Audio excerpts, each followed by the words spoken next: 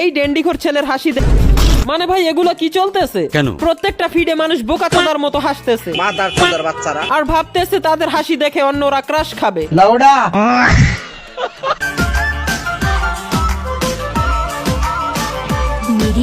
না না, এই চোদ হাসি দেখেই তো মেয়েরা ক্রাশ খায়।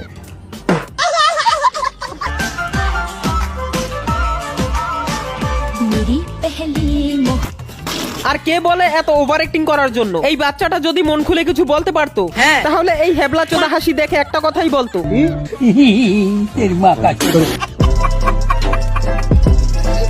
মেয়েরা তোমাদের সকলের হাসি ক্রাশ তো এখন আমার কাছে। দেখেন খ্যাতমার্কা আন্টি সবার ক্রাশ না, শুধু এই ধরনের অ্যাস্থেটিক নিব্বিদের ক্রাশ। ক্রাশ তো তোর বন্ধুরা না, তোর বাপেও খাবে। ওরে বাবা রে, খোকা মারছে তো মারছে, পুরো জাত গোষ্ঠীর মারছে। Speaker check.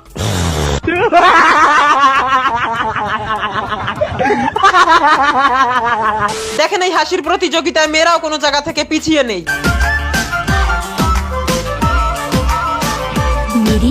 ভাইয়ের গাজার সাথে রং চাকে খাওয়াইছে, মানে এটাও কি হাসি?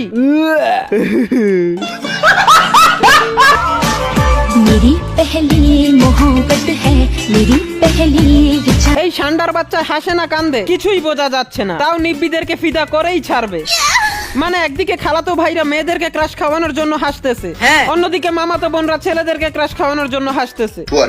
এই দুই ধরনের নিব্বা নিব্বিদেরকে একটা কথাই বলতে ইচ্ছা করে, পারতি না চলাইতে উড়া হাউস ব্যান্ড রাইতে।